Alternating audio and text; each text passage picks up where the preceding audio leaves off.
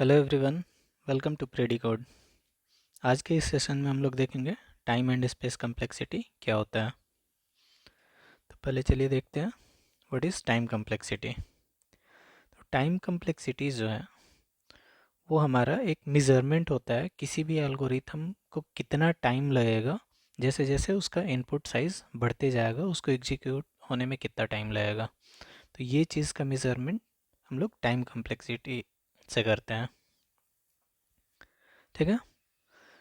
Second है space complexity क्या होता है। तो स्पेस कम्प्लेक्सिटी में भी वही चीज़ है कि हम लोग उसमें किसी भी एल्गोरिथम का मेमोरी पे बात करते हैं कि जैसे जैसे उसका इनपुट साइज़ ग्रो होगा तो वो कितना मेमोरी लेगा एग्जीक्यूशन के लिए। ठीक है। तो उस चीज़ को हम लोग स्पेस कम्प्लेक्सिटी बोलते हैं। इसमें इनपुट साइज़ बढ़ने का मतलब क्या है, एक एग्जांपल से चलिए देख लेते हैं।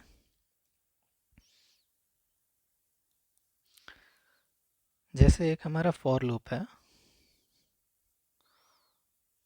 int I is equal to 0, I is less than n, I plus plus. ठीक है। और यहाँ पे हम लोग प्रिंट आई कर रहे हैं।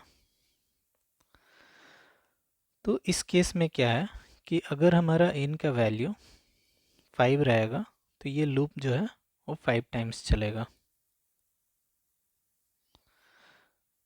अगर फिर हमारा इन का वैल्यू अगर 10 हो जाए तो ये लूप हमारा 10 टाइम्स चलेगा, राइट। तो इसका वैल्यू इन पे डिपेंडेंट है, राइट। तो इस तरीक़ा से इन का वैल्यू जैसे जैसे ग्रो होगा ये उतना टाइम्स, मतलब इसका लूप का भी एग्जीक्यूशन उतना टाइम होगा। तो इसे हम लोग बोल सकते हैं ये ऑर्डर ऑफ इन कम्प्लेक्सिटी में है। ठीक है। इसका डायरेक्टली इन पे डिपेंडेंट है कि जितना इन हमारा बढ़ते जा रहा है उतना हमारा इसका एग्जीक्यूशन भी बढ़ते जा रहा है।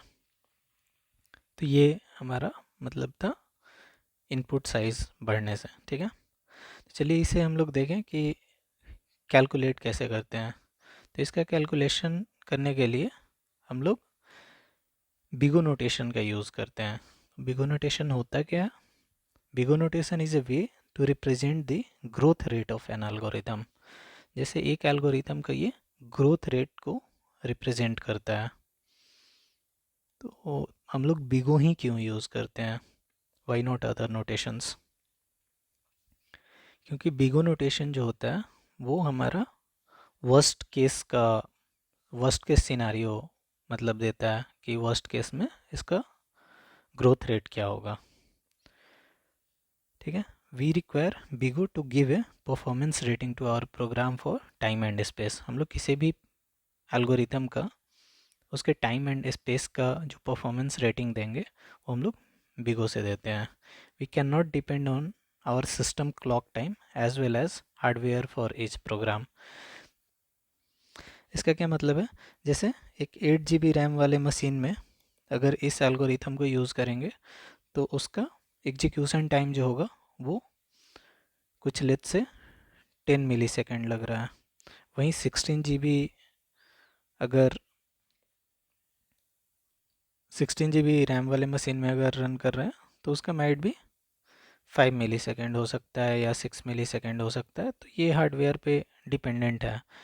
तो इसे हम लोग हार्डवेयर इंडिपेंडेंट बनाने के लिए इसे हम लोग स्टेप वाइज इसका एग्जीक्यूशन देखते हैं कि हाँ ये इतना टाइम ले सकता है। Third, it doesn't depend on time, it depends on how many steps we are performing. ठीक है। तो ये हमारा जो भी मशीन इंडिपेंडेंट होता है इसका जो हम परफॉर्मेंस इवेलुएशन होता है। The main focus is to calculate the amount of work we do और the number of comparisons we perform. ठीक है। तो चलिए इसे हम लोग एग्जाम्पल से समझते हैं नेक्स्ट वीडियो में।